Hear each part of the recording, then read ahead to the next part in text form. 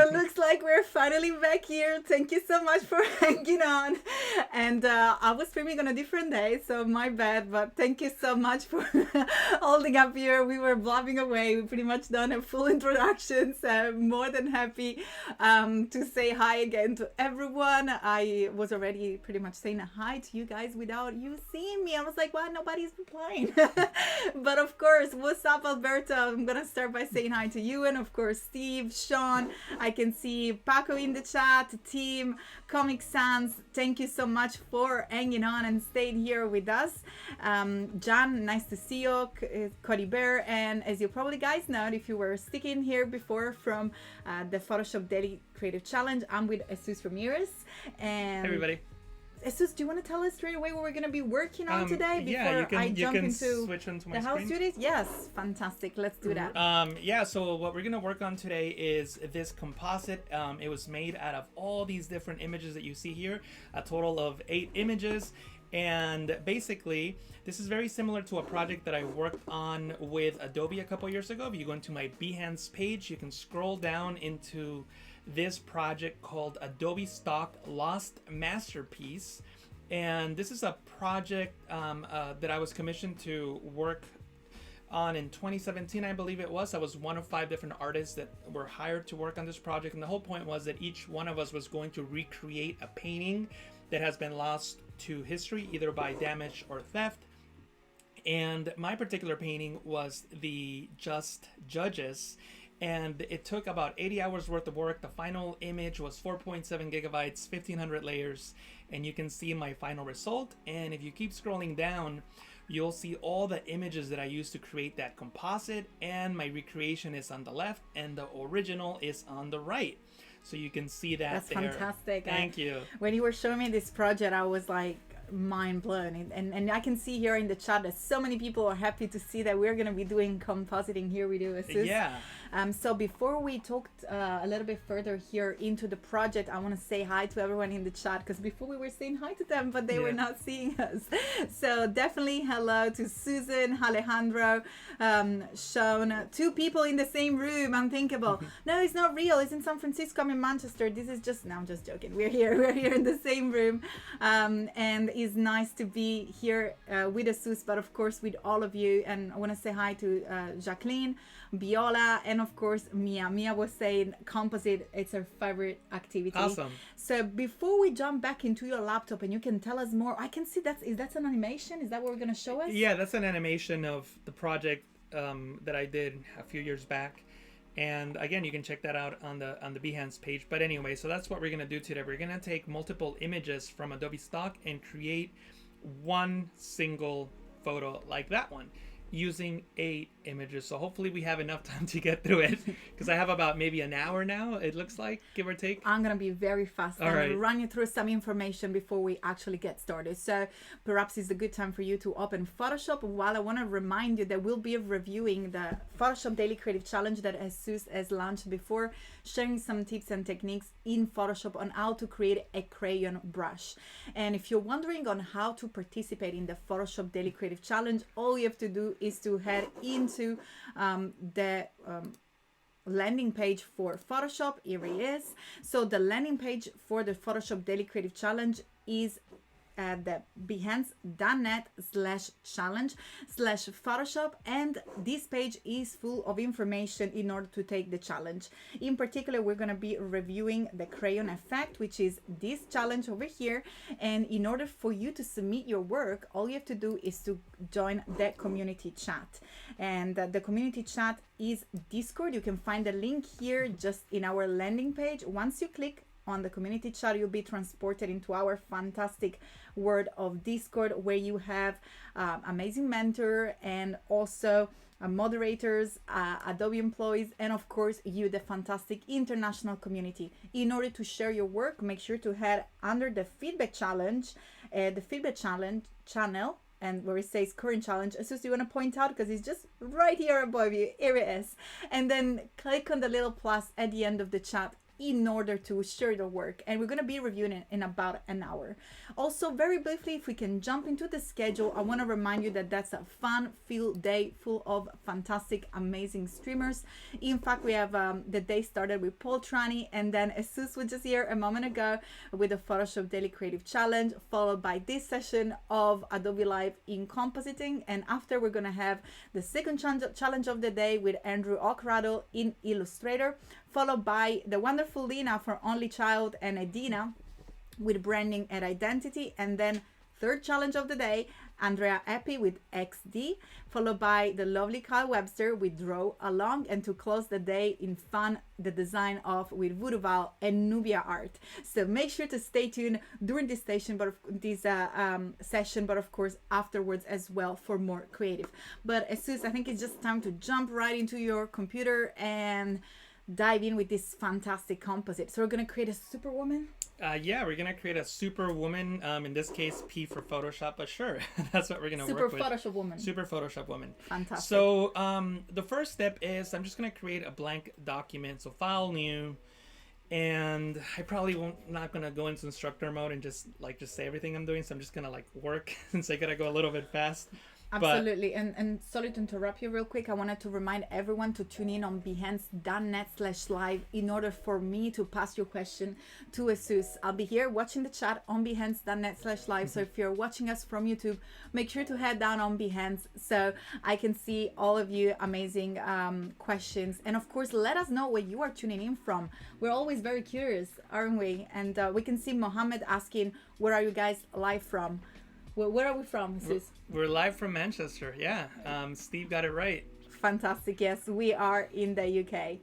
And we can see Ferry from Indonesia. And let us know in the chat where you're from. And I think it's time to start with this fantastic composite. So 1080 by 1920 is going to give me this portrait blank canvas. And I'm just going to start dragging in some of these files so. And you know what I like to do is sometimes just start with larger than what I need, because I know that I'm really not going to need something that large, but I want to be able to crop her out and all that good stuff. So what I'll do is I'm just going to make a selection out of her, again, more than what I need, maybe something like that. And what I'll do is I'll just jump that into a new layer. I'll delete that because I don't want to just create a huge file with all these pixels I don't need. So I know I just need the legs. So that's what I'll convert into a smart object. And what I can do now is from here, I can just start working on keeping the things that I want. So I'm just gonna select the quick selection tool and do a really quick selection. Obviously, in a project where I'm not being, watched, and I can just take my time, I would probably refine the selection more, but you know what? That looks pretty good. And I'm just going to double click on here to bring up the selected mask workspace, smooth it out a little bit, shift the edge inward, create contrast. Contrast would just make it smoother. And to be frank with you, if I were working on a real project, I would probably use a vector mask. It'll just give me sharper edges for what I need. But in this case, I'm going for speed, not accuracy. So this works well. And what I'm going to do is I'm going to go into filter, other, minimum, and this will help me contract the mask even more. A radius of 1 pixel works fine. And I'm just going to, oh look, I still have my little crayon brush from from the challenge. And sorry to interrupt you, sis, but I want to say goodbye to Sean because he said that he's gonna watch the replay. So he's saying, take care, take care, Chad, Clady, and Freddy. So I guess your middle name as well. Well, my middle name's Alfredo, but I was saying in the stream the other day that Paul Trani calls me Freddy, which is what my family calls me, and I call him Ryan, which is what his family calls him. Oh, fantastic. And also I can see everyone already sharing your location. So we have Michelle Fournier from Montreal. Carol Pearl, hi Carol, from South Florida, and the storm is coming. Oh no, so I hope you stay safe. Avila from LA in California. We have Marsha from Toronto, Canada. Mariam from San Jose, Fanny Franco from Bogota, Alejandro from Bolivia, Yves from Switzerland, Devika from India, Mark from Canada, Alberto from Miami, And Ashi, nice to see you. Hi to everyone. Susan is here from Newcastle. So we have a really international audience Oh today. yeah, we definitely do. Fantastic to see all of you here together in the chat. And again, if you are typing your replies or if you're asking a question on YouTube, make sure to tune in on behance.net/live, so I will be able to interact with you live and of course pass any question here to Jesus. Also, don't forget that we're going to be reviewing the Daily Creative Challenge with Jesus pretty soon. But I can see that you're moving super fast here. Yeah, I'm just trying to now piece a puzzle together, right? Like I needed a body, like so I know I didn't really go into too much detail, but what I did here is, I guess I should show it, that way people know the process. If you go into stock.adobe.com, you can just search for anything that you want, right? So if you wanted, like, for example, I look for kneeling, however you spell kneeling, woman jeans, right? So something like that. So then you get all these different photos of people kneeling, and you just select the one that you want. So like maybe something like this could have also worked probably, because I'm just looking for that superhero stance. So like I know that the entire body wouldn't work, but at least one piece of it would work. And then I would just save it to my Creative Cloud library. If I decided it works, I can license the image. But this is basically the process. Just look for images that you think might work, and if they work, license them. If not, then move on. Also, if an image sort of worked but it's not really what you want, you can click on find similar, and then you're gonna get similar results, and then you might be able to find something that works for what you're going for. This one, for example, here is also very similar to what I ended up going with. So you have a lot of options of images to use for your projects. So what I'm doing now is just basically masking out the things that I want to keep and deselect the things that I don't want. So do you usually take a selection inside the image, or you bring the image into the composite, and why do you do what? What is your process? Which one is your favorite process, and why? Sort of what I'm doing now is I'm just dragging files into the work area here, and I'll just make a selection, like a rough selection out of whatever I want, plus a little more, and then I'll duplicate that or jump that into a new layer so that I could just work with that specific piece and not have to worry about anything else.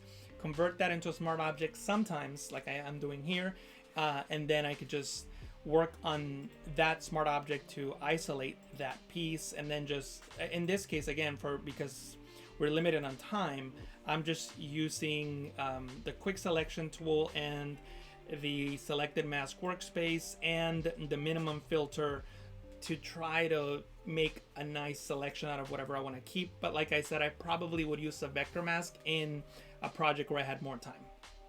And then when I close this and save it, since it's a smart object, it will update, and I can just place it exactly where I want. And then a cool thing that you can do, like here, I'm going to use layers to kind of help me composite. And what I mean by that is, like, the legs would cover part of her body, right? So then I would just select the layer and just bring that down. And it's always a good idea to name your layers. So I'll call this layer legs.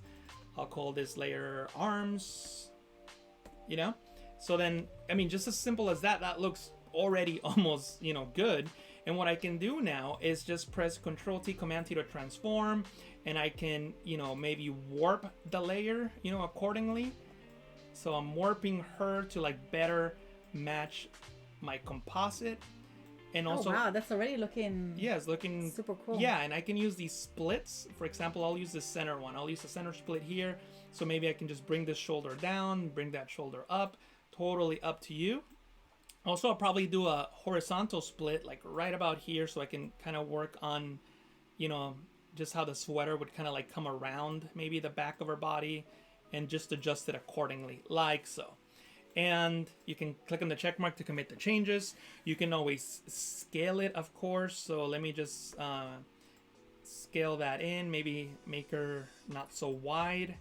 So you really have to just play around until you find something that works. Try to make sure that the scaling of her body works. In this case, she might look a little too small. I'm dragging the pivot point. You can enable it by clicking on this checkbox in new versions of Photoshop. In old versions of Photoshop, it's just on by default. So I can just drag that down here and scale from the center by holding the Alt key, and it scales from the center there, like so. And I'm just trying to get, you know, just a scale that works for the image. And obviously the more time that you spend on this, the more realistic it would look. Maybe I can even rotate it a bit so she's not so straight. It all depends on the effect that you're going for. And Jesus Mia is saying, okay, Jesus made putting those two layers together so easy. I will scrutinize this for an half an hour. Awesome.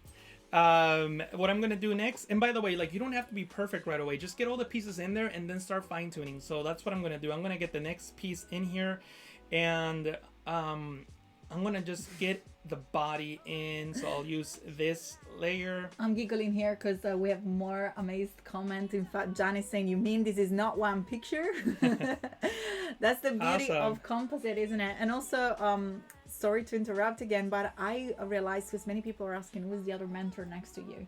So I was rushing because I know that Jesus has got a lot of to show you in this amazing workflow, but I forgot to completely introduce myself. So please introduce yourself. I am Clady. I run a design business in Manchester, UK, and I'm often here a mentor on Adobe Live and also a fellow streamer. So for those of you that don't know me, have not watched the stream with me, you can perhaps catch up on iamclady.com/video, where you can find all the previous Adobe Live with me, and also many with me and Jesus as well. So I'm gonna pass it back. I just wanted to say again, hi to everyone, and of course, yeah, my name is Clady. I think that they were getting confused between me and Cody Bear. Oh, okay. But now we're here. So Clady, Jesus, and Cody is helping in the chat, sharing a fantastic, amazing link. And I'm gonna take another second to remind you that we'll be reviewing your work on Discord. So make sure to share the challenge that you created with Jesus on the Discord Photoshop feedback channel, and we look forward to review it live here with Jesus. Awesome. Yeah, we're looking forward to see what type of crayon effects people create. Cool.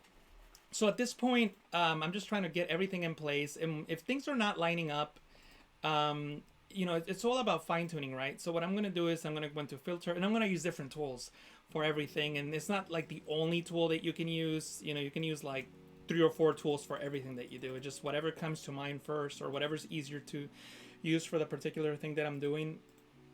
But what I'm doing here is trying to show my backdrop here, so I can increase or decrease the opacity of it like so, and I can just match this a little bit better to what I have. And if it doesn't work out, that's fine. I can always come back and fine tune it, and I'm just trying to make sure that everything works like so.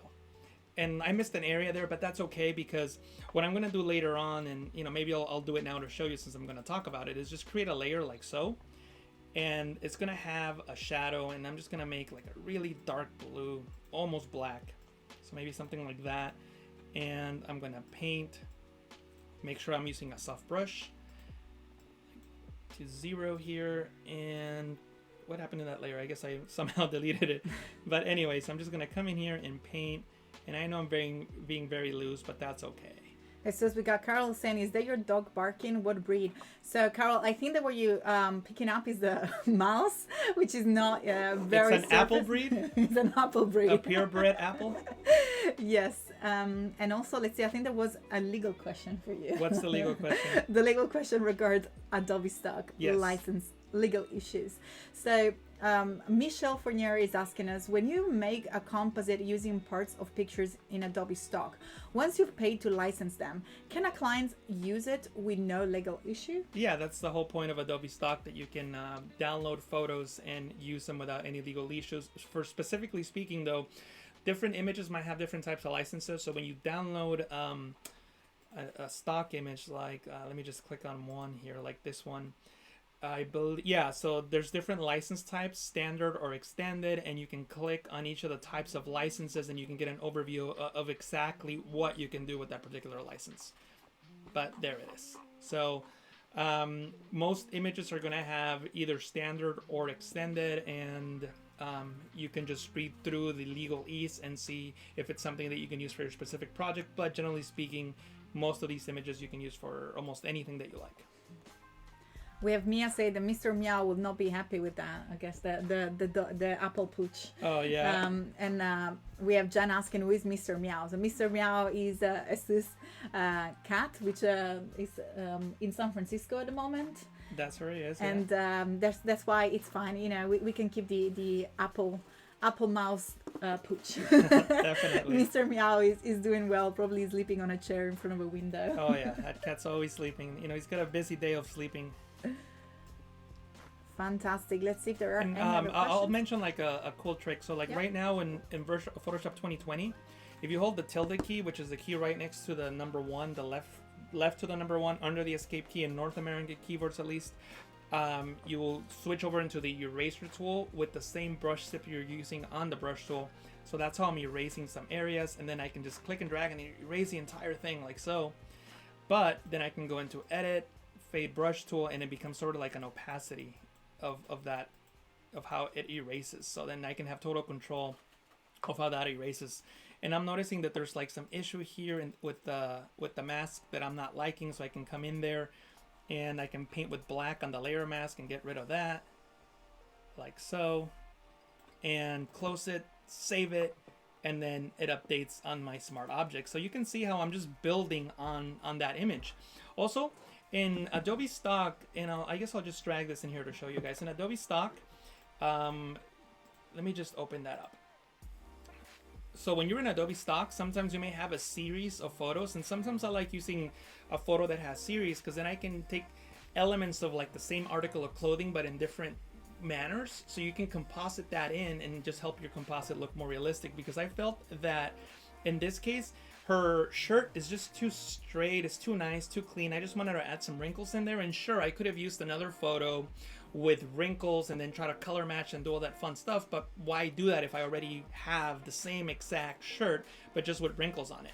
So what I'm gonna do here is just make this larger, again larger than what I needed, because I can always scale down but I can never scale up. So I mean, you can scale up, but it just wouldn't look, and actually this needs to be licensed. So let me right click and select on license image, and this is a licensing process. This window comes up, you can just press continue and it licenses that image. It gives me the high resolution version of that photo, and it removes the watermark. So that's what I'm doing there when I mean by fantastic. And then license. it updates itself. So It updates itself. So if you apply non-destructive adjustments like filters, transformations and things like that, it will keep them.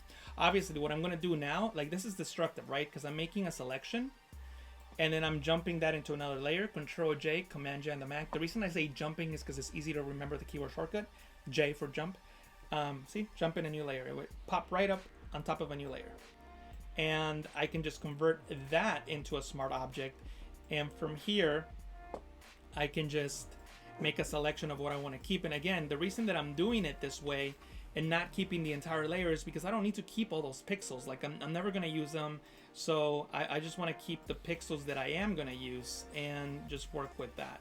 In this case, I don't really need that good of a mask actually. So I don't even know why I'm spending so much time with that mask. But the point is that now I have that there, and I can come in and place that accordingly over the area. And it's not going to be perfect, but what I'm going to do is I'm just going to go into something like edit, puppet warp, and you can't see the mesh. I like to disable the mesh, but basically there's a mesh here, and then I could just, just distort the wrinkles so that they match my composite better. So I'm just distorting these wrinkles and trying to get them in there, something like that. And then I can commit the changes, hold Alt on Windows, Option on the Mac, click on the layer mask icon to hide that.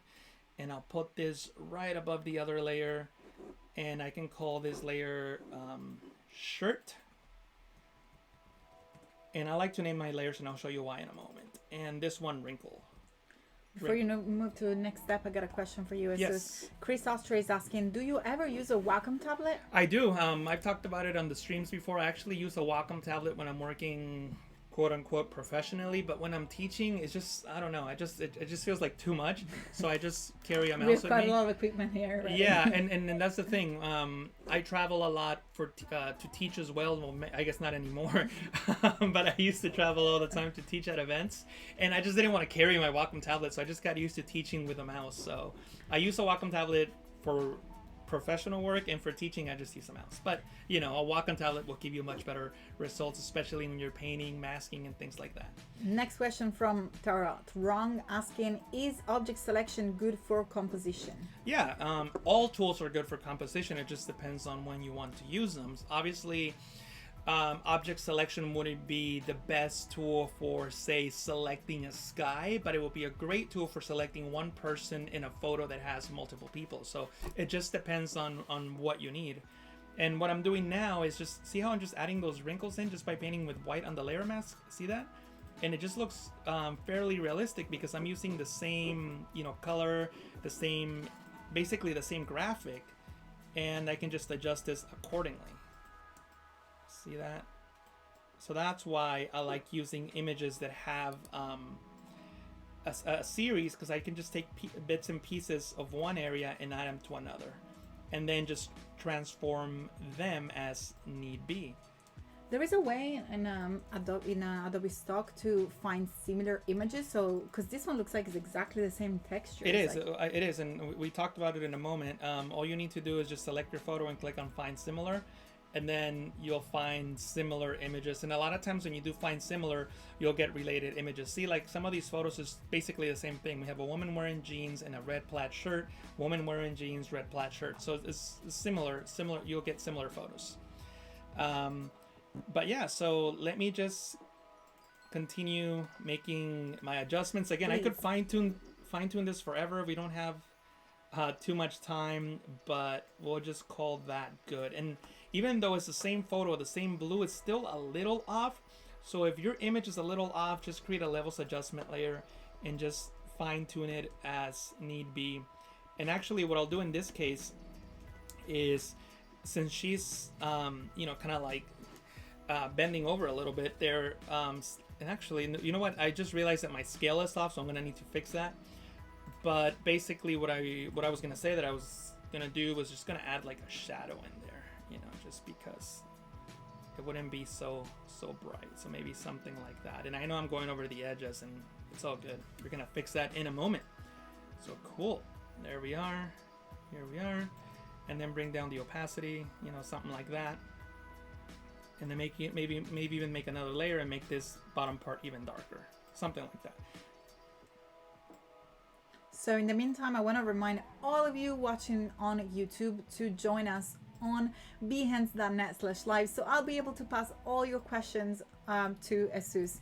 I know I can see far in the background that there is quite a lot of movement on the YouTube chat. Unfortunately, if you're watching us from YouTube, I won't be able to read your questions. So make sure to head on behance.net/live so we can interact and I can read your question straight away, and Jesús can reply to you. And as I always say, this is a safe space, so all questions, of course, related to compositing and Photoshop and design in general are super welcome. So don't be afraid and ask any question.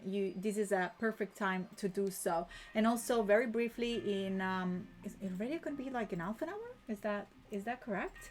We are going to be reviewing your work on Discord, and we're going to be reviewing the Crayon Photoshop Daily Creative Challenge that Jesús has shared with you guys just before this stream. I want to say hi to all of you that are joining us still on Behance. I can see Bize, hello.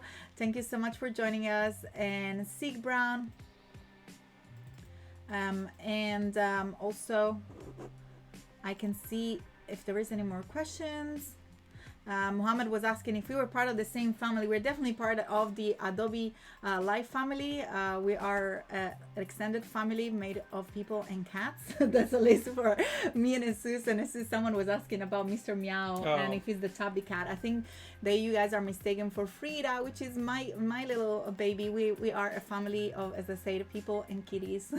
I think that me and Jesús in particular are cat lovers. Cat lovers, definitely. Yes. Let us know in the chat if you have any pet, and if you have perhaps cat. Do you like cat? Do you like dogs? Let us know. Definitely me and Jesús have a preference, at least for cat. In particular, I like all animals. I think you as well, Jesús. Yeah, definitely. We're animal lovers, but I love cats and horses. What are your favorites? I mean, I just like animals in general. I wouldn't say, I'm anti anything, but, I guess cats are, for my lifestyle, they're the easiest animal to take care of, so I prefer cats. And Sig is saying that we're not even the same country. Sig, we actually teleported as Susie in Manchester, so we are. Look, we are perhaps one of the only stream that has two people. In the same room in a while. So yes, we are in Manchester, UK at the moment, and I can see Cody Bear as a dog called Vienna. Oh, that's so sweet. Aww. Carol, cat Goldie. And that's very funny, Carol. So apparently the cat uses the toilet, the actual toilet. That's very funny. I don't know where you said it was Carol who has a cat who uses Yes, toilet? it says here. So I don't know what part of the world Carol is watching from, but did she get him a City Kitty, which is one of the products in Shark Tank to like toilet train their cat? I never seen that. Is that a thing? Like, you can buy it? Yeah, you can buy like toilet training kits for cats. That's super funny. Comic Sans wants a dolphin. And what else? We have Chris saying that is a wildlife photographer. So Chris Austria, wildlife photographer in Uganda, East Africa. So he definitely photographs a lot of big cats. Awesome. Well, we definitely adore that sort of big cats, but I won't be like giving little kisses on the nose. I'm sure that you photograph them at a safe distance, but that'll be amazing. And I'll definitely check out your profile afterwards to see some of those amazing photo. And Simi Aisha has got a husky named Zorro. Aww. So my favorite dogs, I know that sisters love huskies as well. Yeah, I definitely do. Fantastic. And John as do you know what that is? This is I think it's a dog. Had a bike and freeze. No, I don't know what kind John, sorry, is that a dog? I don't know. I don't even know how to pronounce this. Bichon Frise. Maybe it's like a frise, I don't know, when it's like a curly, frizzy fur. But I don't know. Well, fantastic. I love to see that we have a fantastic community that love animals as well. But as soon as you're going so fast, let us know what's happening here. Yeah, now I'm trying to get the body in there, the head in there. And you have to spend a lot of time making sure that everything is up to scale. I think her head might be huge right now, but that's okay. We can always come back and make changes. So right now I'm just trying to get her, just close enough to where she needs to be, something like that. I mean, even there it looks pretty okay. Her head's probably a little too big, maybe a little too high. So I'll just kind of scale that in just a little bit, like so. So in this case, you brought the picture into the final artwork to scale it better? Well, that's what I've been doing. I've been dragging the pictures in and then making a selection out of what I want to keep, and then jump that to a new layer, convert it to a smart object, and then I can double click on that smart object and work on the piece independently. So what I can do here is maybe just let's see what would be the best thing to do. I'll just go into selected mask. Oops, sorry, not that tool, this tool. I just gotta select her. Oh, you know what? Why am I doing it this way? I can just go into select subject and it should select her. We'll see. Using our amazing Sensei. Artificial intelligence. Yeah, Adobe Sensei. And now I can just work on her hair here like so. John told us that Bichon Frise is a breed of dog from France. So we learn everything. Every day we learn something new. Awesome. So now we look forward to see a photo. I'm actually going to go and Google it right now. So let me see what. So here, just looking at this, it looks like I'm having a little bit of issues with the scale, I think. So let me see what I could do. I think her torso is probably what's not looking good in my eye. So let me just maybe scale her in more, maybe right here, like so. And again, it's all about fine-tuning, and that's one of the advantages in Photoshop, that you can work non-destructively. So if you're unhappy with something, you could always come back and edit it. So maybe something like that. So Sus, I'm sorry, but I must move to my computer to show with everyone that beautiful, beautiful kitty that John has. Sorry, dog breed that John has. John, I actually Googled it, and he's the cutest fluffy dog. Check this out. So this is the hopefully is the correct one, John. That's super super cool. Sorry for this interruption, but it's definitely worth having a look. And in the meantime, in the chat we had some more question. More than question, people there were wondering what sort of color matching technique you were gonna use, and it looks like that's a problem. In this case, we don't really have to worry too much about color matching. I would be more worried about, because I mean, all these photos, I think, all of them, they were shot in studio, so they're, they're white balance. There's not any color cast or anything like that, so it's all fairly color matched, I would say. The one thing that you might want to do is create a black and white adjustment layer on top of everything else, and make sure that the lighting matches, that the brightness. So look at the hand. I know this is a different ethnicity, but her hands are just too bright, so I would probably darken those up. So also maybe the shirt seems a little too bright for the rest of the composite. So let me fix that now. So torso. In this group, I already have a levels adjustment layer. What is that levels adjustment layer doing? I don't know. So I guess I can start. Oh, it's for this part. Got it. So what I would do now is I can actually, what I'll do is actually I'll get rid of that layer, and then I'll clip this layer to that layer below, because I mean the wrinkles will only show on her body anyway. And then I can add another levels adjustment layer, clip it to that, and I can just adjust the brightness of that so that it matches my scene better. I can do the same thing for her legs. I think that the legs are just a little too bright, so I can just create another levels adjustment layer and then just darken everything up like so. So since we got two comments, yes. One Emma P saying, Jesus, you are like a magician today. Oh, thank you. And then John saying that the hands look a bit too big. I agree. And also someone else made a comment, so I'm just going back and look at the chat, but I remember someone else in the chat saying that they look like the model has got man hands. See if, yeah, we definitely got to change that. So that's one of the things we definitely have to change. Right now I'm just trying to, and that's the thing, right? Like it's always about fine tuning. So I noticed that a lot of people are commenting about her hands being too big. Actually, I think the original, that was Marsha. The original model I think is a woman. Yes, yeah, the original model's a woman or a man. I can't tell. Yeah, definitely a woman. But anyway, the point is that we can make her hands much smaller. So there's a lot of ways we can do that, right? So one of the ways that I'm thinking that we can just do it quickly is by going into filter, Liquify, and Liquify has this tool called where is it? I think with the pinch tool, pucker tool, that's what they call it, pucker tool. So let me see if the pucker tool works. Yeah, see how I'm like kind of making that smaller there, and I can try it on this side too. It's not as large. So now her hands are smaller. I don't know if that's too small now, but I think so. Yeah, so then we can try again. Baby hands. Liquify. And also I want to say good night to Mohammed that say that he is late night and he's going to go to sleep, but he's definitely going to watch the replay. Awesome. So thank you so much, and have a good sleep, and we'll see you in the replay. Yeah, have a good night. We'll see you soon. Question from Ferry. I've tried this technique before, but I never succeeded. Can you tell me why? So which technique are you specifically talking about? The Liquify or the masking? As Susie is showing us all the levels. You've been going through so many. Yeah. Amazing. Let us know what technique you're referring to, and then maybe we can help you. In the meantime, I'm going to take another question from Cornell. Do you use check layers like luminosity, color, and saturation? Yeah, sometimes. It really depends on what I'm doing. Like again, in this case, all these photos have nice lighting, so I don't really need to. The only check layer that I made earlier, you just saw, which the brightness check layer.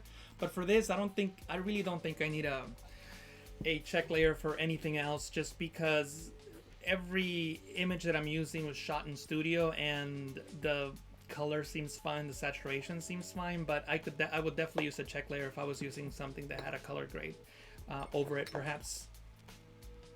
And also we have Simi Aisha saying, I love the way Jesus teaches. In 1 week I've learned a lot. Oh, thank you so much. Really appreciate that. I call Jesus the Photoshop encyclopedia, because every time I'm learning something new, and he brings things out of his head that I don't even know existed in Photoshop. So I absolutely agree, Simi. Marsha also saying me too. Well, Ferry, we're gonna be sticking here, so feel free to detail your question regarding which technique wasn't working with you, and I'm sure Sus is gonna jump on the reply. So just feel free to specify. I'm here reading the chat again on behance.net/live. So if you are asking your questions on the YouTube chat, make sure to add on behance.net/live, and I'll be able to pass your question to Jesús. But also, we're going to be reviewing live in about 1 hour.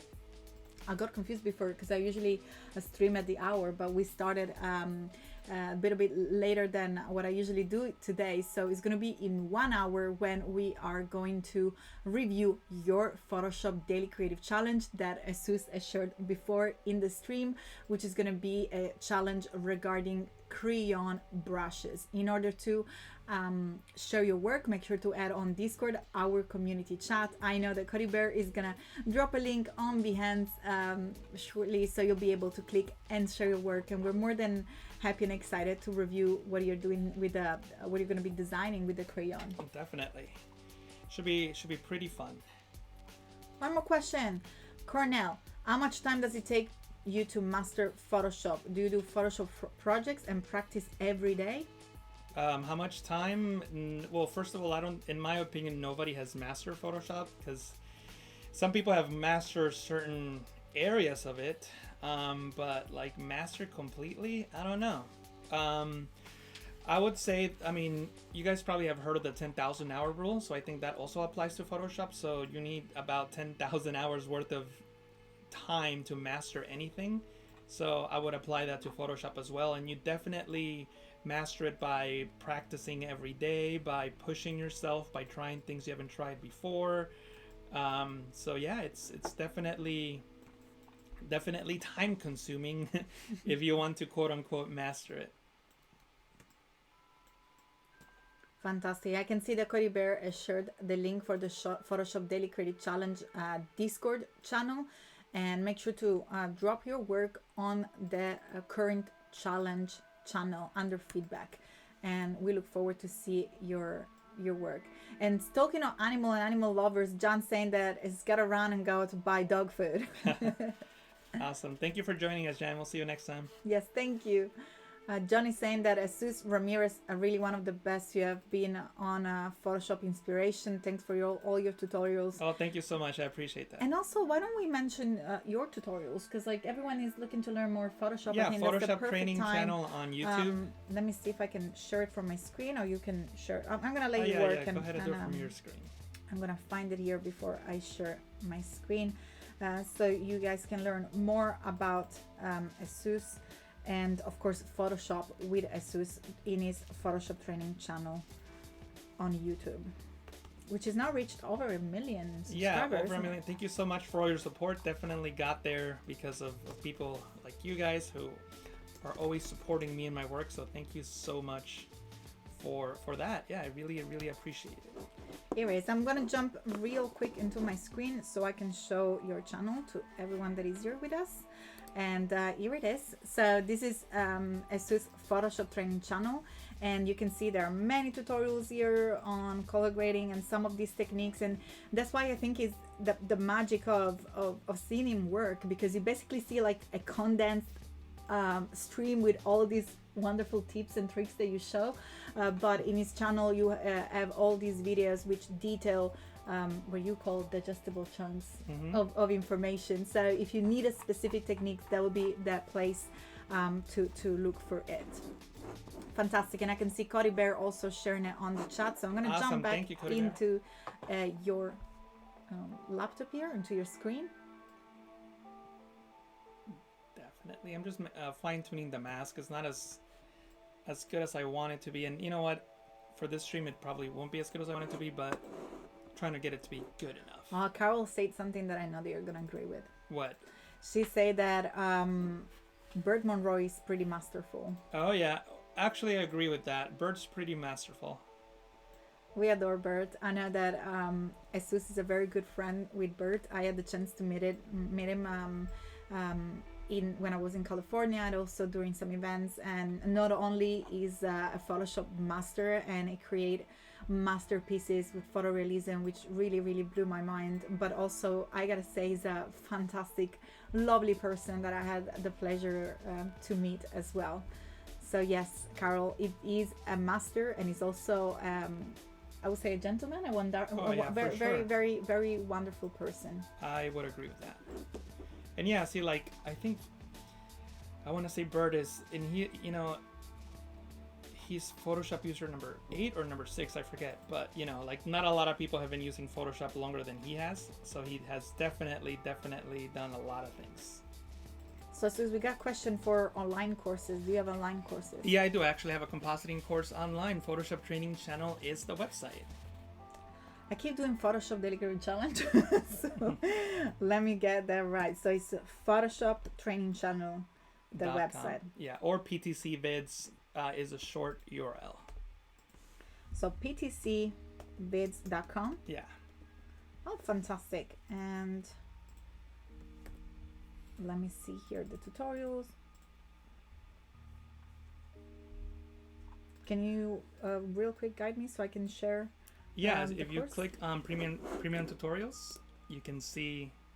Oh, fantastic. Yeah, you can see my compositing course and a color course. So if you're interested in learning more about compositing, that's one place where you can check out my courses. Yes, so that was to reply to Tarot question. So Jesus has free tutorials on his YouTube channel, but then if you head to his website, you can find premium tutorials, which how long are the tutorials? The premium, the compositing one, I believe is 4 hours. It's in there. If you click on it in the information, it should be there. Compositing made it easy.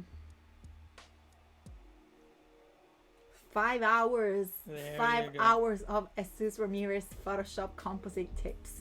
So definitely worth it. I'm gonna jump back into your screen, but for those of you that are interested in this, is photoshoptrainingchannel.com, and then head into premium courses.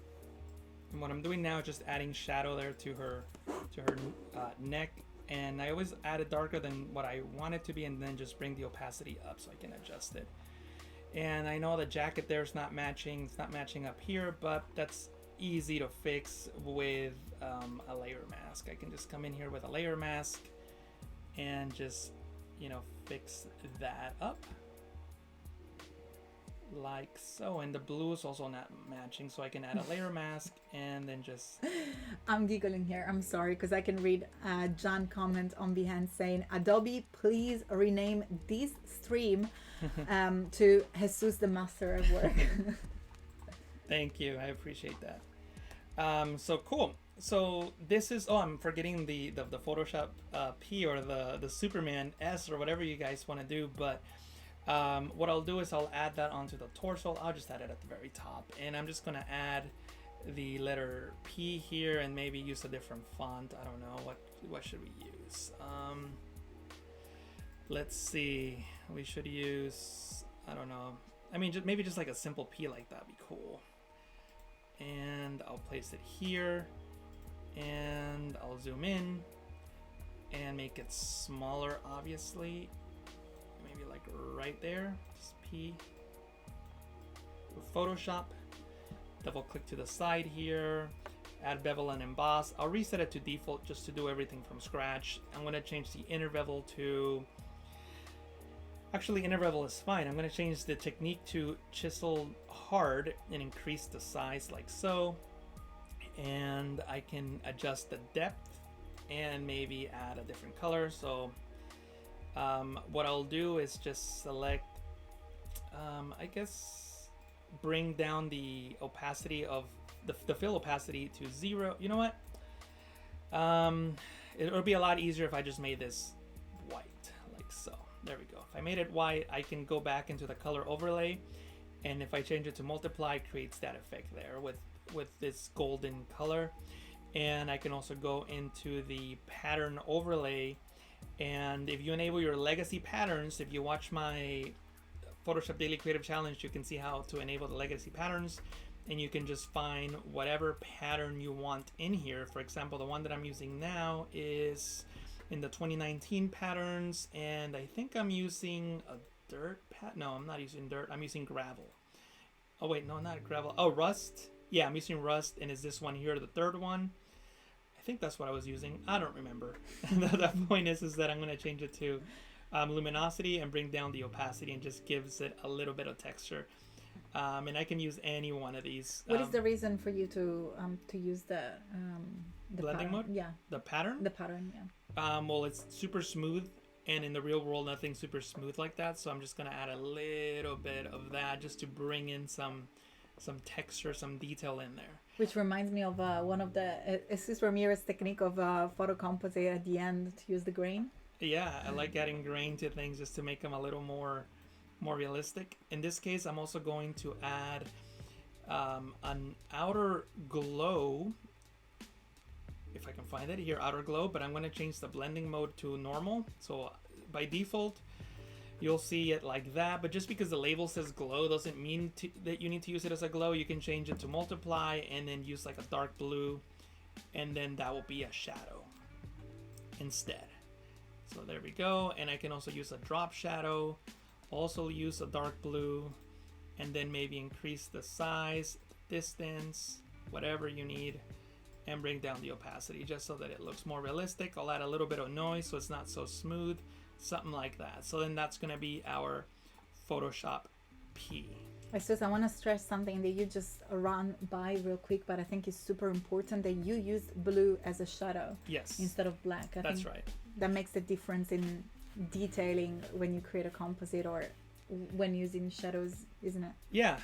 Just because, again, look around just around your desk or wherever you're watching from, you're not going to find the black shadow. It's just going to be like a darker shade of whatever the surface is. In some cases, like if there's some reflective light, and if, for example, if you're wearing like a bright pink sweater and you hover over like an area, you kind of see that pink reflected on there as well, but it's not black.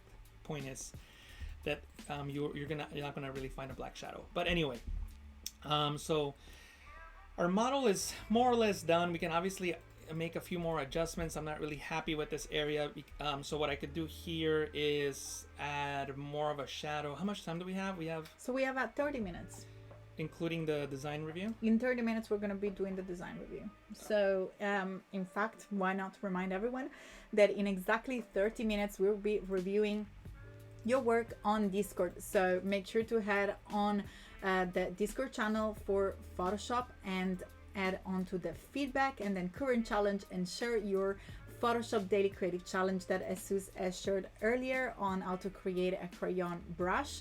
We'll be reviewing that in 30 minutes. So you got 30 minutes to go. Awesome. What I'm gonna do here is just do a quick little hack because we don't have much time. So I'm just gonna make a selection out of like her hair there. Jump that onto a new layer and just put it on top of the torso group.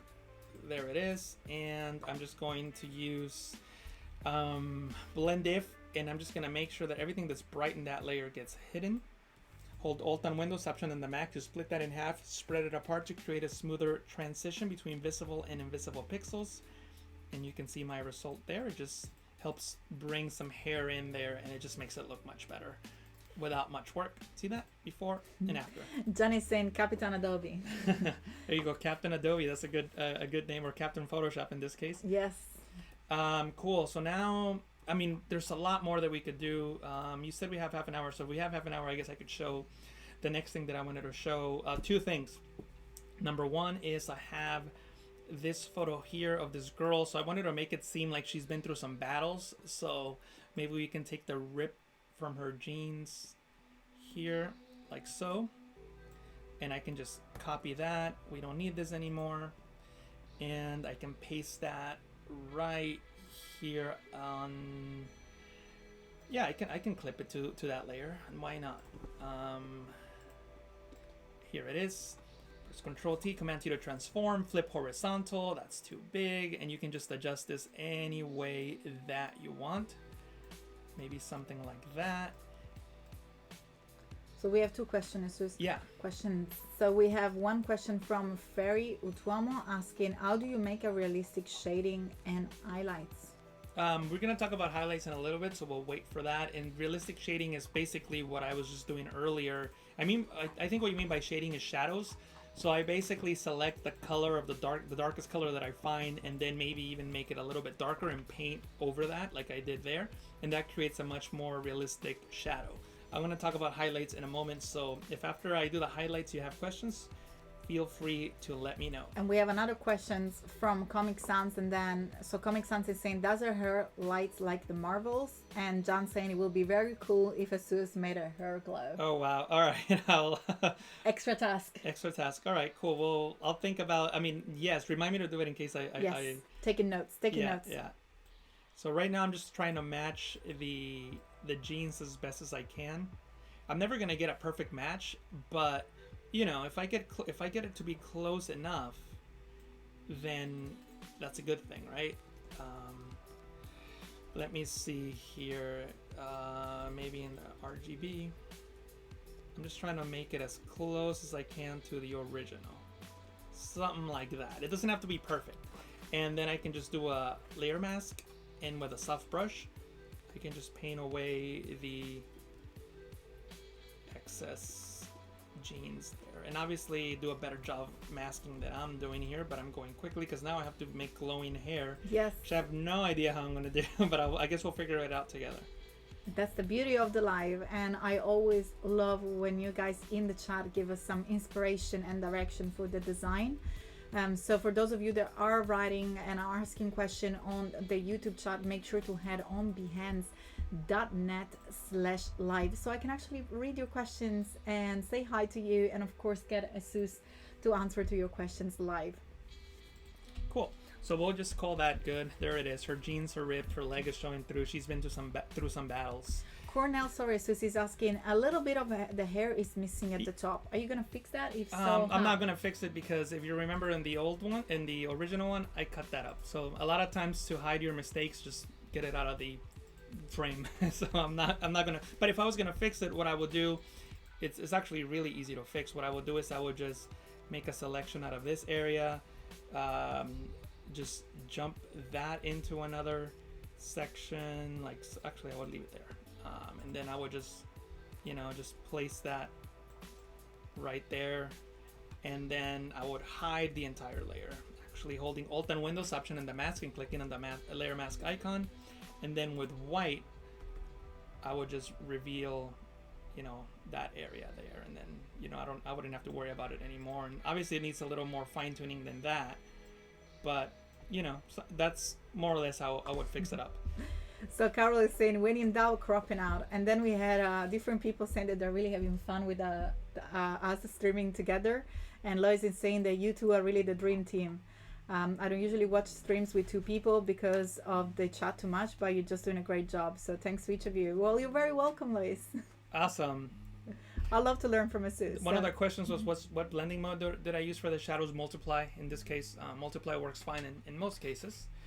So we're talking about highlights, right? So like, how do you do highlights? Well, you can bring out the highlights that are already in the scene. For example, actually I just noticed that I went a little heavy-handed there on that shadow, but yeah, let me just remove that because now it's bothering me. And then I'll select the blue here and then just paint in, oops, I was way too bright. Let me just select this darker color here, and there we go. Just paint in those imperfections there. Anyway, so what I was gonna say was you can make some of these highlights pop, and what you can do is you can just make a selection out of like your image here, whatever it is that you want to create that rim light, and you can just press Control J, Command J to, oops, actually no, because then that'll see, like I was doing it to the whole group and I just duplicated the whole group, and that's not what I wanted to do. But what I could do is go here. Yep, here it is. Just jump this into a new layer, and I'll put this on the very top there. There it is, that area. And what I can do is change this to screen, and then go into Control Shift U, Command Shift U on the Mac to desaturate.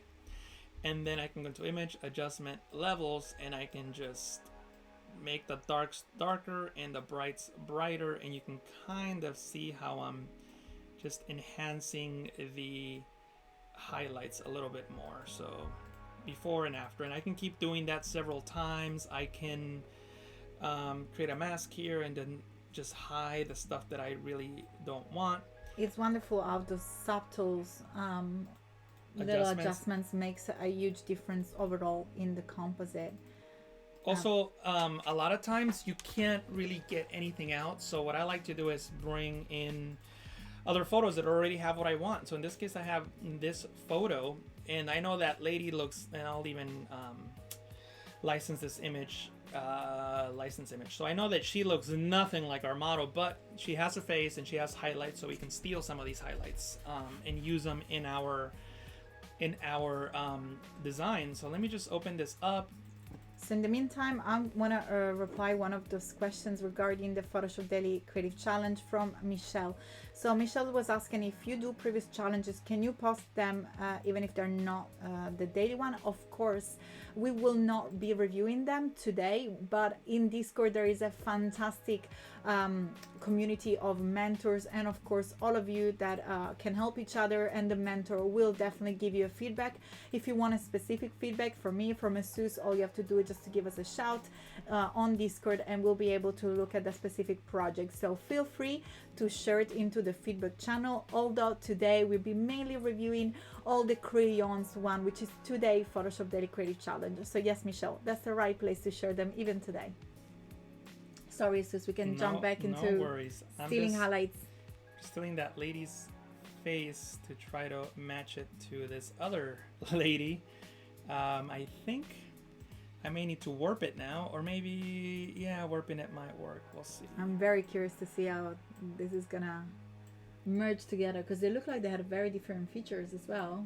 You don't need to worry about the features. You can just get the overall face to just sort of match, and then hopefully it looks the way that I think it'll look in my head. So we'll see. All right, cool. I mean, it's not perfect. It's not a perfect match, and maybe somewhere there is a little more perfect. But boom, and what I'll do now is I can start painting in some of those highlights. So maybe paint in the highlights there. Jesús, we got a fantastic question from Curtis, which is asking, wouldn't it be easier to use a soft brush for highlights? So, like paint them in, you mean? I think that's what it's... Well, if you want to paint them in, you have to be really good at drawing. And if you have a mouse, you're gonna have a difficult time. But yeah, you can definitely paint them in. I think you're going for something that is already more adherent to a realistic texture, get a realistic reflection. I'm trying to keep things as realistic as possible. And in fact, on the topic, Mario Jobin was asking, shouldn't you warp the P so it follows the contour of the shirt? Sure. That's one of the things that I could do is warp the P. It probably wouldn't be that straight. You're right. I mean, I'll come back to that. Remind me. I gotta remind you that we got 20 minutes before the Photoshop Daily Creative Challenge review, and we gotta do the background, and we got a hair glowing. Yeah, wow. I don't know if we're going to be able to get through all that. I mean, worst case scenario, we got tomorrow as well. So I know that tomorrow is just want to jump into another project, but maybe we can do a little extra if... So basically, that's the way that I would get a highlight in there. See, that's how I match her face. And then if that's not working out for you, you can always create a levels adjustment layer, clip it to the layer below, and then just make some adjustments to the skin so that it matches better, right? See that? All I stole from that other photo was just the highlight, right? Like so. And then what I could do now is go into this torso layer and then do what the I'm not sure if it was a lady or a gentleman suggested. Curtis suggested. The gentleman suggested I could just paint in with white. No, I think Curtis was talking about the P. Oh, the P. So I'm going to check who was asking about the soft brushes for the highlights. See, the thing is now I have to draw this in, so it's a little bit more difficult for me to draw it in, especially with a time constraint. But then that's... Oh, no, it was Curtis for both questions, okay, so that there was we right. go. So then, yeah, I mean, there's a lot of ways we could distort this thing, right? But if you want to keep things, I mean, there's no need to keep this thing editable, but if you wanted to keep it editable, you could press Control T, click on this icon right here, and then just do one of these bends here, so I don't know which one would be the best one for this. So maybe like a squeeze maybe, but then flip the squeeze the other way. That's obviously too much. So then, just a tiny little bit. I don't know. Whatever you think is good, but that's how I would distort it so it's not so perfect. Again, you don't need to keep that editable, but I just wanted to show you a technique. But you can definitely convert that into a smart object and distort it any way that you want. And a smart object is obviously editable, but I wanted to keep it editable in the document. So Cornell is saying, click this, click that, and it's done. It looks so easy, but it's not. Well, you do have to practice, which is what we were talking about earlier. So anyway, I think the highlight actually makes it look a little more cinematic, which is what I wanted. And as you can see, that's a highlight from a completely different person. I mean, they look nothing alike, but they both have a face, and I just basically took the highlight. That's all I took. So that's what I recommend that you do. If you need highlights for like skin or arms or something, just find a person and then try to match it as best as you can. What I'll do now is work a little bit on the background, since I know we don't have a lot of time. Yes, we got roughly 15 minutes left. So I'm going to place the background here. Here's a quick trick for you. If you hold Control, that's Command in the Mac, and tap on the bracket keys, you can move the layer that's selected up or down in the layer stack. So I just brought that layer all the way down. And I'm just going to place this right here accordingly. So we have another question from Biola asking, would you liquify? Will the liquify work for the P? Yeah, like I said, almost anything you use could work. I just wanted to keep it quote unquote editable, but you can definitely use anything that you like. So I'm just trying to, try to get the perspective right on this more or less. And I don't like that person with the umbrella. I don't want to spend the time cloning them out, so I'm just going to crop them out. And if you wanted to, you can come in here and go into Filter, Camera Raw Filter, and then try to do some geometric distortions to try to like straighten those buildings up. You don't have to do it if you don't want to, but that's one thing that you can do. And what I'm going to do now is take all these layers, put them into a group, and I'll call her, what do we say we're gonna call her? Miss Photoshop or Miss Photoshop? That's what we'll call her. Captain Photoshop. Oh yeah, Captain Photoshop. I was thinking of Miss Captain Marvel. So we're talking about different books on Photoshop in the chat, and another that we're asking if there is a Photoshop book for dummies, and there is a Photoshop book for dummies, but I don't know if it's any good, and I've never read it. And also in the chat, John mentioned that John Kabili has some great books too, which I completely agree. John Kabili and also Colin Smith from Photoshop Cafe. Glenn Dewis has good books. If you're more into photography, Matt Toskowski's got some good ones. And I'm only recommending the ones that I've read or people who I know their work. Also, if you're interested in photography and lighting, Roberto Valenzuela's got a good one on lighting. So there's a lot of good books out there. What I'm gonna do now is I'll scale her later. What I'm gonna do now is just rotate. I don't know which way I rotated it in the example. I don't know if I went. I think that was that way. Yeah, this way. Yeah. All right. So we'll just rotate this and something like that. Maybe make it larger. Just make the whole image more dynamic. Super cool. That's such a comic book sort of shot, isn't it? Yeah, it really comes from. I was going for the superhero landing type of. We watched a movie recently with a knee. What was it? It was Take the Knee, or something like that. Take the Knee. Oh, you're talking about After Earth. After Earth, yes. So I don't know if you guys have seen a movie with Will Smith and his son. Yes. So we were just looking at Will Smith, and Jesús told me that there was this movie that I'd never seen with him and his son. So there is a scene in particular where the father suggests to take the knee to this kid, which is almost a superhero. Would you tell him this? I mean, sure. I guess he's got a power. Here we go. So I'm just doing now just like a contact shadow, like the shadows where like the body parts or when one surface touches another surface, usually really, really dark. So then I'm just creating those contact shadows now, like so. and then I'm going to create one more layer here, and it'll be the rest of her shadow. So I'm just going to freestyle it here like this. Fanny Franco is asking, and P stands for Photoshop, of course. So she's Captain Photoshop. Fantastic. I love that everyone is sharing resources to learn Photoshop on books. And Kolner say that books won't teach you as good as Adobe mentors. Well, I think that the difference of being live here on Adobe Live with all of us is the fact that you can see the reality of the workflow and the problem that we can incur and how do we solve them, and just simply have a little bit more of a reality crash course on the use of the apps. Oops, I think I went a little heavy-handed on that and I don't like it. So I'll just delete that layer. So John saying, shouldn't the logo say PS instead of P? Sure, we can add it. We can add it here. That's the beauty of keeping it editable. Let's do it. That's a very good observation, John. Thank you so much for dropping that comment. There we go. That's fantastic. There we go. I would do a light blue, but I don't know if we're just... Huh? Maybe light blue instead well, of then gold. we have to change the color for sure. Anyway, what was I doing? The shadow. You know what? I'm not getting such good results here. And also, like, I broke my own rule. One of the reasons I don't like that shadow is because it's completely black.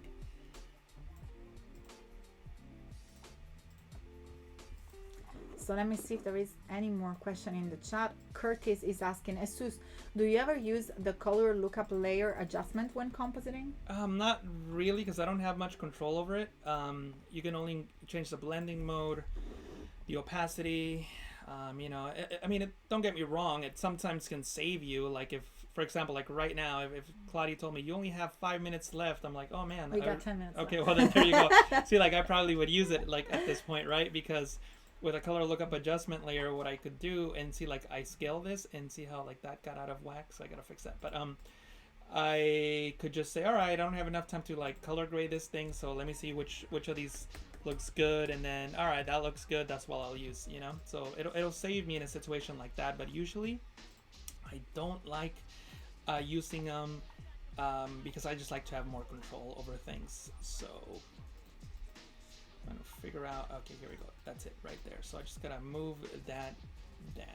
While you move the shadow, I want to remind everyone that in less than 10 minutes, we're going to jump on Discord to review your daily creative challenge here with Jesús Ramirez. So Jesús has also launched the Photoshop Daily Creative Challenge today and in this past week. So we're going to be reviewing how to create a crayon brush, and of course your take on today's challenge on the Discord channel. So make sure to submit your work, and again, as I always say, this is a safe space. Even if you're not finished or you're looking to advice and inspiration, feel free to share. We're here to give feedback, hopefully inspire you, and definitely learn. I get inspired from your work as well, so we definitely look forward to the review in Definitely 9 minutes. 9 minutes, wow, I gotta hurry. So what I'm doing now is just basically doing a color dodging and burning layer, I meant to say, and I can just make this one darker. I don't want complete black, I don't want complete white, so something like that. And I can see if normal looks better or luminosity. In this case, I like normal better. And then I can make the layer mask black, Command I, Control I on the Mac, and I can paint with white. So I'm gonna throw that question there, but I know it's a very broad question, which is regarding a cinematic matte effect on your artwork. So Ferry is asking, how do you use the cinematic matte on your artwork? I don't know what he means by cinematic matte. Maybe you can explain it? Ferry, if you can give us more detail, Jesús will be able to give you a more detailed answer. In particular, I think it's the word matte that is so concentrated. Isn't it? Yeah, I'm not sure what you mean by matte. So right now I'm just trying to get, you know, one side of the image darker than the other. We're really concentrating here, Yeah, trying to because make we don't have enough time. the All right. most out of this last. Out of what we have. Let me see. Let me just make sure I use all the images that I said I was. Oh yeah, there's one that is not in here that I already have in a library, and that's a lens flare. And we can just use like one of these cool looking lens flares on top of everything else. And I noticed that notice that there's like a highlight there in the building, so we'll just take advantage of that.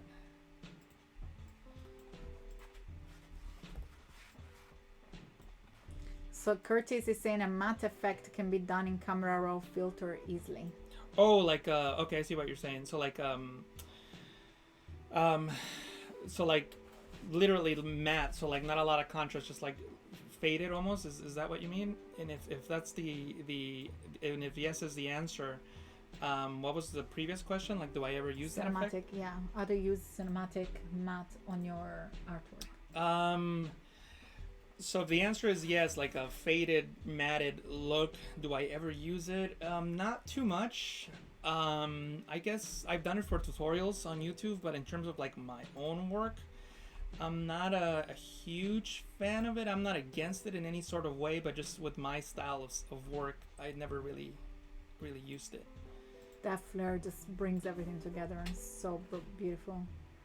Also, we have another question saying, how do you color grade your images? Almost like, and I'm sorry, what was the gentleman's name that asked me about the matte question? Basically, like, I think it was Ferry as well. Yeah, just basically like Ferry suggested, using Camera Raw, and we're gonna do a little bit of that now too, I guess. So like right now in something like this that I've used so many layers and that I've, made smart objects and things like that, I like to put everything into one image, but not as a smart object because I just don't want to, especially in a laptop, make like this huge file and make it slow. So usually what I do is I take the topmost layer, press Control Alt Shift E, Command Option Shift D on the Mac to put all the layers merge into a new layer, and I can convert that into a smart object and apply my Camera Raw filter there to do my final adjustments, including color grading, as I think Curtis was asking. Yes, 5 minutes to go. Cool. So with the Camera Raw, what I can do now is just, maybe make the image cooler, warmer, whatever effect I'm going for. Maybe add a little bit more contrast, adjust the highlights, adjust the shadows, maybe make the shadows brighter so her hair pops a little more. I could also add a little bit of texture. Increase the clarity, which is contrast in the midtones, vibrance as well, all sorts of things that I can do with Camera Raw to color grade the image. Even though in this case I'm not going to really use it, I'll talk about it since that was a question. I could color grade by using split toning, so I can add like blue to the shadows and give that cinematic look. You see that? Something like that. That's not something I wanted to do in this case, but that's how I would color grade it. I could also use the color mixer.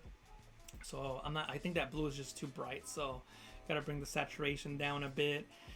I think everyone is loving the artwork and what you did with the flares.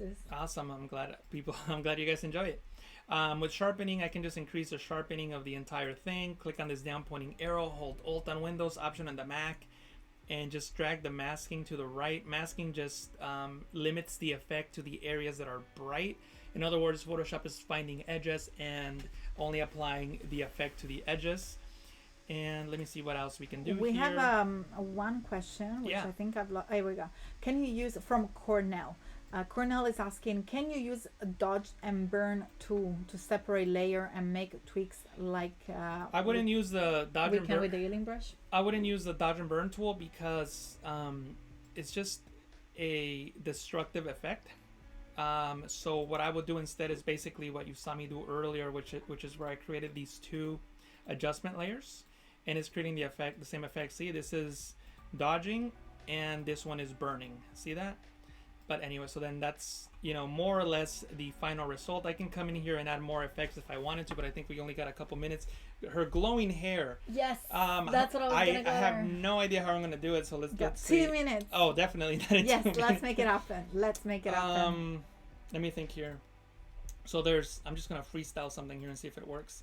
Can we do something like we did for the highlights, like to steal some sort of highlights? Well, I mean, we would have to find a photo that has... Or maybe blonde hair overlay? Yeah, we'd have to find a hair that has something like that, but basically what I'm thinking here is maybe we can just duplicate the hair here.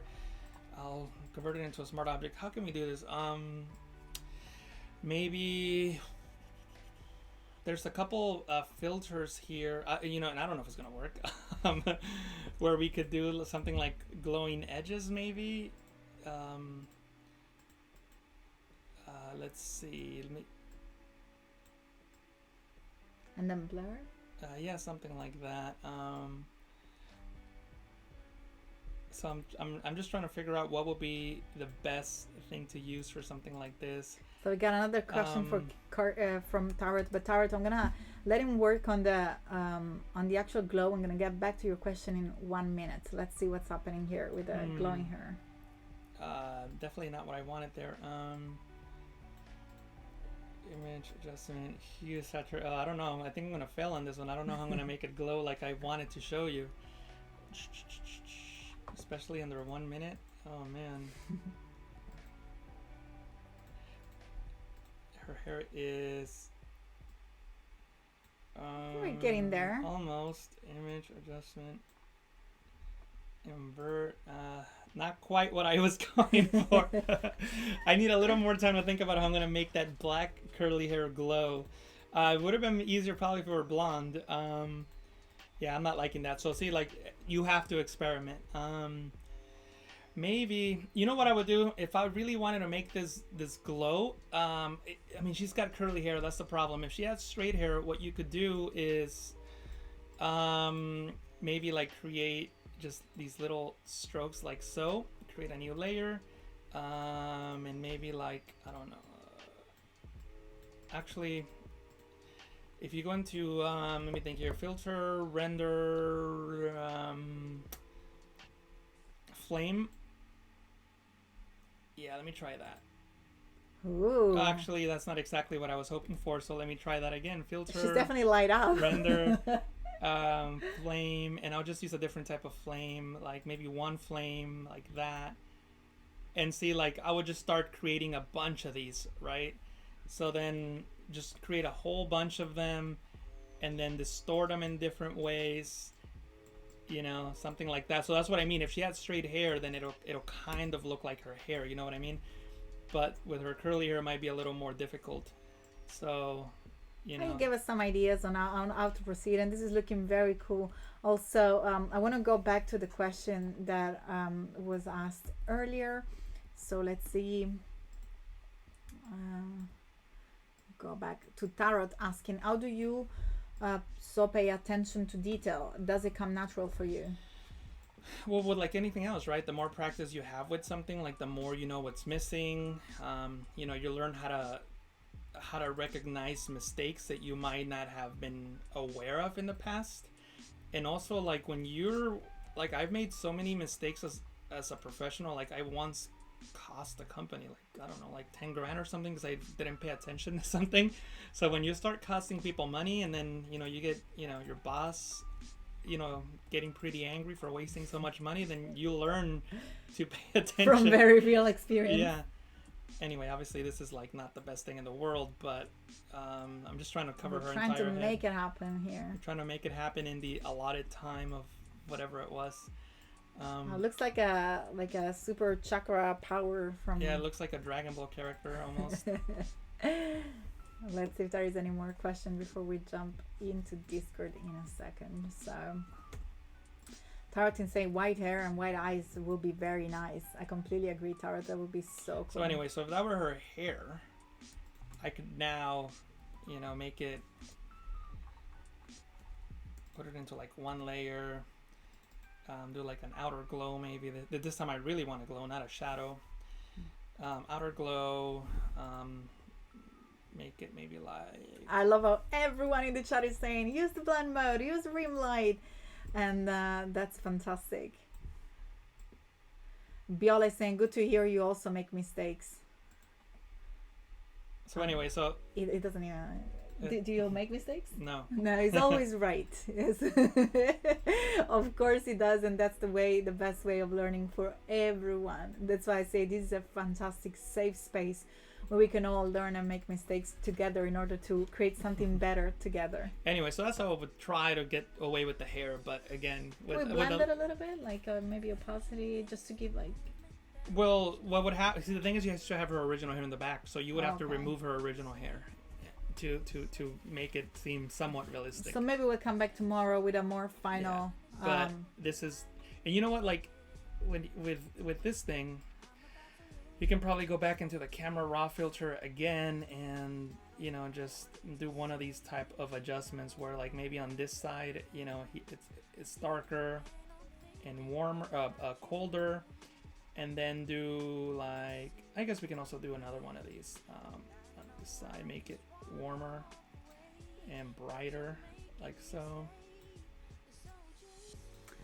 Jesus, I'm afraid that it's time to jump into Discord here. We're All over right. 3 minutes already. Fair enough. So then that's, oh, so the last thing I wanted to show you guys, so let me show just one last thing. So like, so once you have, the reason that I made this a separate layer is so I can apply all these effects undestructively, but what if you need to go back and adjust something? Well, if you need to go back and adjust something, you know, let me see, let me just make a super quick adjustment. I don't know, something that's noticeable though.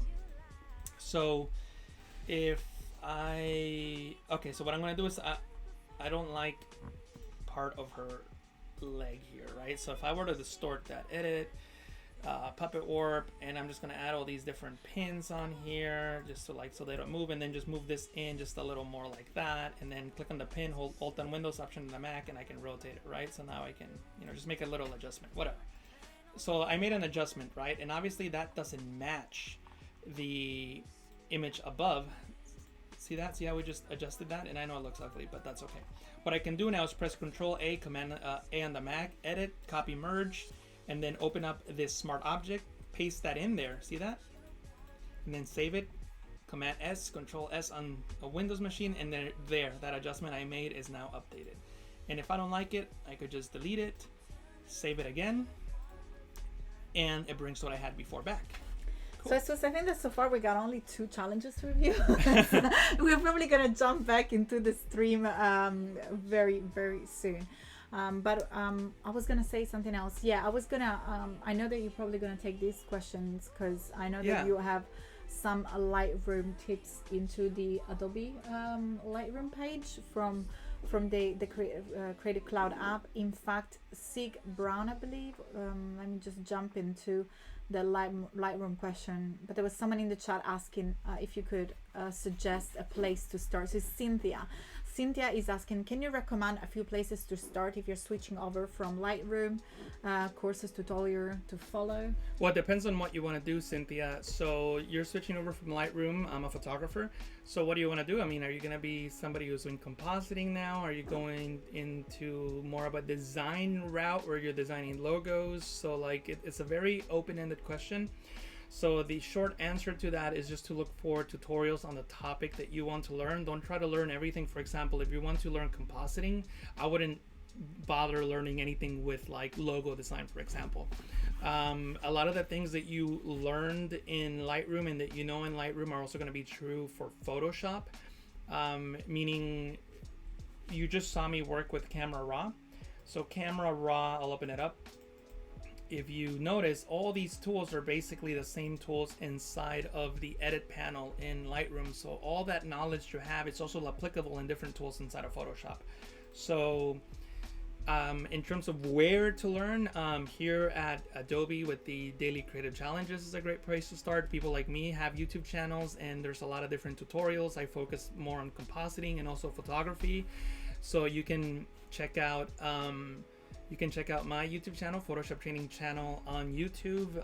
There's also on the Photoshop page, if you just type in like help X Photoshop tutorials. And Jenny's saying the best way to learn new software is to take a slow baby steps. Baby steps for sure. Completely agree. You can see all these different tutorials from Adobe. I have 3 in here somewhere. I don't remember where mine are, but yeah, you can check out different tutorials here as well. And these are all very short tutorials. They're no more than 5 minutes, so they're easy to follow and to just understand the concepts behind the work. So Cynthia was saying that she's looking to move into compositing and fashion work, and her subjects is people. Yeah, so that's actually one of the most popular things that you'll find on YouTube and other places, people doing compositing work. So definitely check out my YouTube channel where I talk more about compositing. Okay, so let's see if there is any more question, but otherwise we can jump into Discord. I think I was gonna leave someone else like more minute to see if Yeah, we can. anyone else was sharing their work, but I'm gonna jump into. And we can also talk about some of the older ones as well. Okay, fantastic. Well, you're the one running them, so I think that's the best person. So I know that there was Michelle in the chat that was looking to share an old challenge. So let us know, Michelle. We might be able to review yours if you have uploaded. But let's jump into Discord in order to see the challenges at work. Fantastic. So I can see that was the first one for today. Ferry saying, I draw my school logo with the crayon custom brush from the live stream, from the DCC. So what is your feedback on this? I mean, so just to let everyone know in case they missed the daily creative challenge for today. So the challenge was to take a brush inside of Photoshop, adjust it so that it painted like a crayon brush, or like an actual crayon. And the feedback on here, the whole point is that everything's supposed to look childish and amateur-ish. So I really don't have too much feedback. Like, I think it looks great. I think it accomplishes what the challenge was, which was take that brush, make it look like a crayon, and then make it look like a kid drew it. So if anything, I think you can even read the type, which I think is fantastic. You kept it readable, so very well done with that. I think it's a very good. Also, we got Chris Austria mentioning your Mastering Photoshop Essentials by Adobe webinar. Oh, that's right. So let me find it and I'll send you guys a link. Fantastic. You can move on into the next image. So I do have a webinar. It's a 1 hour free webinar with Adobe. It's an Adobe thing, and it's for free. And I'll send the link out so you guys could check it out. Let me just find it because I don't know it off the top of my head. So the second one that we have for today is JD. Oh, that looks beautiful. And that looks like Italy, Berlin. And the tree. Let's see if there is more feedback on that. There's more inside now. But I can definitely recognize Berlin and Italy over here. So what is that behind? Florence, maybe, with the arches? I think it looks fantastic. I think it's very, very well done.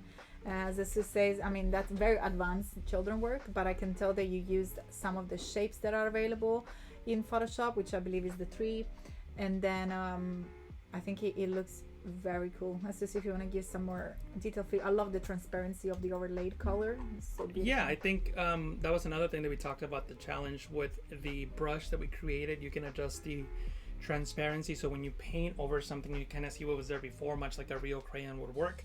So good job on that.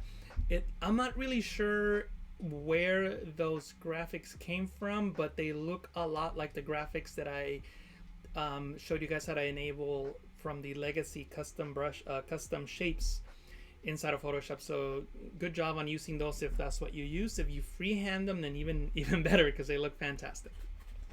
Okay, so I think we're gonna go jump back and perhaps jump into my screen so I can talk about that. Oh, fantastic! Sorry. So in the chat I just pasted the link to this 1 hour Mastering Photoshop Essentials with me. It's from the Creative Cloud. It's through Adobe, and you can just sign up to check it out. It's at creativecloud.adobe.com/ccg/webcast.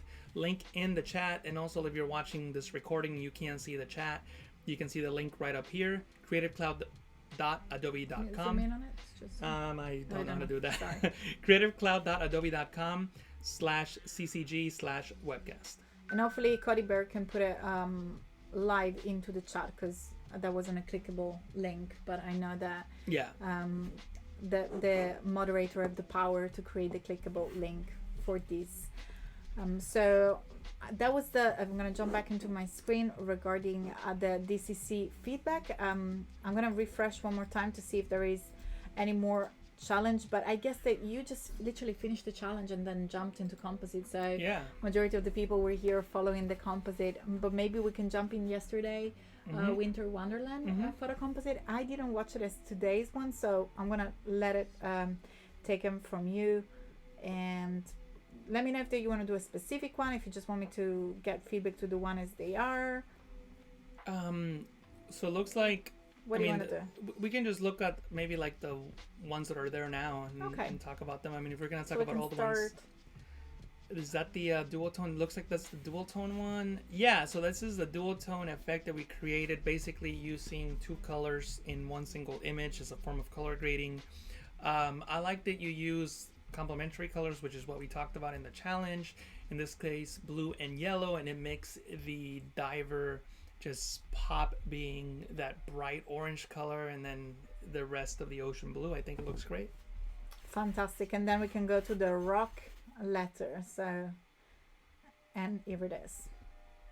That's from Pam. Awesome. Yeah, good job, Pam. I like how, again, you definitely did what we talked about in the challenge, which is take the natural contours that were found in the image that you were using and use that to define the edges of the character that you're creating. So it looks fantastic. Great job. And also good job on the shadows. Although I probably would have made the shadows like a darker brown. It looks like you used black for that. But besides that, I would have made them darker brown. Like a darker shade of brown of whatever that background color is. So I don't think that was your challenge, the puzzle. Challenge number 7. No, I didn't do a puzzle. I got the rock. Ooh. Cool. This one is super cool. I mean, first of all, great font for the challenge. I think the font helps the effect. I love the shadows. Again, you took the contours of the original image and applied them to the text. I think it looks great. Fantastic job. And I really love the fact that you use minerals and not just rocks. But we can see Cecilia. So before was Yazan, very well done. That looked fantastic. And this is Cecilia's work. Yeah, also really good. The one thing that I would be careful with, and I really can't tell if it's so the one thing that I would do on the PS is I would just increase the contrast just a tiny little bit. That's supposed to be close to us, like the rocks that are directly beneath it. So it looks like it's a different, I can't tell if it's two different photos or and then you just put the PS on top of the other rocks, but the contrast is definitely off a little bit. There's more contrast in the ground than the actual PS, so I would just increase the contrast and I think it will look great after that. Looks very cool. I love the fact that it looks like it's in a cave with super red cool behind. So we reviewed that, and we are in the Winter Wonderland with Abdullah. So this one, I don't know if you went for a stylized look. It looks like you also added maybe like one of the posterization filters, maybe. But if that's the case, then I think it looks good. Maybe I would have added a little more detail on the snow in the roof, but besides that, I think it looks pretty cool. Fantastic. And let's see more Winter Wonderland here with Dorina.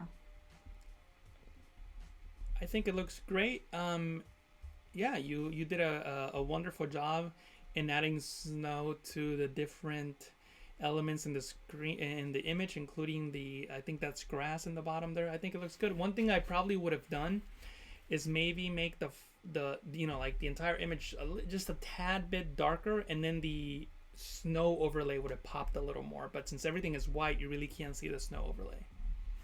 Or maybe make like add blue to the entire thing, and then the snowflakes overlay being white will pop more. Oh, fantastic, to create more contrast.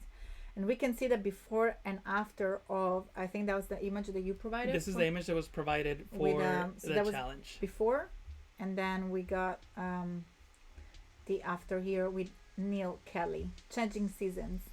Neil, I think you did a really good job. The one thing I would suggest is maybe work a little more on the snow that's on the ground, and also work a little more on the snowflakes. So the problem with the snow there is that it's not following the perspective on the ground. It has shadows and things like that, but it's just not matching the scene. So maybe rasterize the layer and then transform it, like a warp or something like that, to make it wrap around the ground there will be much better, I think. And then let me know. I can keep going and review. I don't know if you have anything else to show into the composite, but we have definitely more Winter Wonderland. I think people had definitely more time to do those. And I think that John took actually an image not too far from the one that you shared. So we got still sort of mountain in the spring and then turned into winter. That looks like a black and white photo, doesn't it? Yeah, so it looks lovely. I mean, it was desaturated for sure, and that's nothing wrong with that. The one thing I would suggest is maybe the sky, so a lot of the snow effect that you applied also affected the sky, so I would just either do a sky replacement or mask out the effect and then maybe just desaturate the sky. But definitely some of that snowy effect is affecting the sky, and that is what's making it look a bit unrealistic. Fantastic, John. Well done. And then we have Arthur with the Winter Wonderland. Awesome. And it looks like Arthur also went for like sorry. a stylized filter, which definitely nothing wrong with that. I think it looks great, and if anything, and I think it helps just the stylization of it. It also looks like your effect also affected the sky, which is why you get those elements there, or maybe that's part of the snow overlay. I'm not really sure, but in either case, I think maybe removing that effect from the sky, I think the entire image looks great, but then the sky for some reason just seems a little Makes it weird. artistic. Yeah. Artistic take on the challenge. And we can see CK that's looking fantastic. So apparently CK already did a previous version and then had feedback from the amazing Sam Peterson. Awesome. And Thanks that for was the feedback, Sam. Redo. Oh yeah, I mean, I don't know what the previous one looked like, but this I've got one a looks... little doggy. Can you see it? Where? Here. Oh wow, yeah, you added a dog in there. Awesome. Yeah, no, it's fantastic. Oh my god, that's so cute. Fantastic work. I really like what you did there, and I don't think the chimney was there in the original image. So if you added that, then that's also super cool. I'm not sure about the flowers in winter. So we talked about that. We talked about how there wouldn't really be any flowers there, but I wanted them there, so I kept them, and I actually made them even redder so they would pop. Okay. But yeah, They're winter flowers. winter flowers for sure. And that's another take from Eshant. Oh, we got some pixels showing here, I think.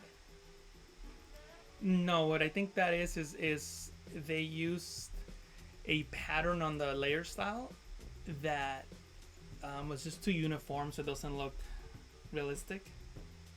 So what's the tip to fix Use this? a different pattern that's just not so, just it's more. I mean, this is a seamless pattern, but like maybe use one of the rock patterns, one of those rust patterns, something that just is not so To so create a straight. less uniform texture. Yeah, less uniform. Thank you. Make a little bit more realistic. And here there is also that was the original from Doreen. I remember you suggested to add some blue. Mm-hmm. So that was the original photo, and then here there was our first take, which was even more flat. So very well done. I can already see that the current that we just reviewed had definitely more depth. So maybe push a little bit more with the blue, as Sue said. And that's a very cool take from 40. I'm just very curious to refresh one more time and see if anyone has perhaps added more work, but I guess not. So I'm just gonna go back, and we have about like 3-4 minutes. Oh, actually, we can switch over to my screen because I forgot to add something to. Okay, fantastic. So let me know in the chat on Behance if you're adding your work. We have a few more minutes, but in the meantime, I'm switching to a screen to Two things. learn more things on Photoshop. So with the background, I didn't blur it. So if you can go into filter, blur gallery, tilt shift, and basically what's in the center here is what will be not blurry. So in other words, in focus, and then everything above that will be like out of focus. So let me. Sorry, I'm just giggling because I'm reading the chat now when we were doing the review, and Lois was saying regarding the winter flowers, they were plastic flowers. Oh, It's very funny. that's so funny. And I'm just gonna rotate this so that it actually, yeah, rotate it just a little bit. So it says we got like 3 minutes. All right, perfect. I'm gonna blur this. Actually, you know what? See, like I wasn't thinking, but now I'm thinking. So I'm gonna go back again, filter, blur gallery, tilt shift, and I'm just gonna drag this down here, and I'll just blur it.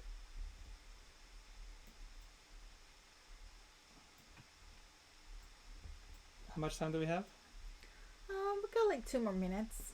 Like 2 minutes? All right, I'm sure we can do it in 2 minutes. And I wanted to say good night to Taran, saying that it was 1:15 a.m. So he needed to go work in the morning. So definitely good night. Yeah, good night. All right, so then that was one change, and the other change was, this is why I wasn't getting it right. Sorry about that, guys. See, the reason that came out this was because I was like, why isn't it working?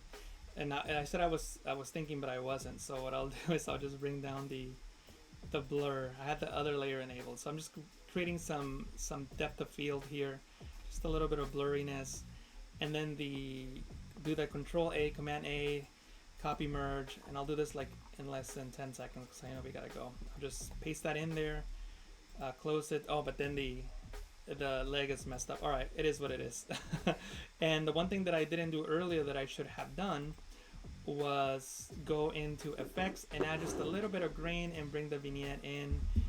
And I like to add grain to my composites just so that they don't feel so artificial. And also when I blur something like I just did there, the grain helps you remove that smoothness that it creates. So yeah, that's what I wanted to change. Fantastic. One more minute, Jesus, and I'm gonna jump into the schedule for that before saying goodbye and seeing everyone tomorrow.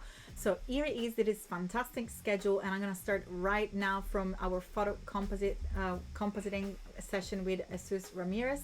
And after us, we're gonna have a super fun-filled Andrew Ocradle with the Illustrator Daily Creative Challenge, followed by branding and identity designer with Lena and Edina, and then the third challenge of the day in Adobe XD with Andrea Epi, followed by Draw Along with Kyle Webster, and to close the day with fun, the design off with Voodoo and Nubian Art. It's time to say goodbye. It was absolutely fantastic to hang out here with all of you, and of course thank you so much, Jesus, for those lovely tips. And don't forget, we're gonna be here tomorrow after the Photoshop Daily Creative Challenge, back with Jesús Ramirez in photo compositing. Thank you so much, everyone. Goodbye. Bye.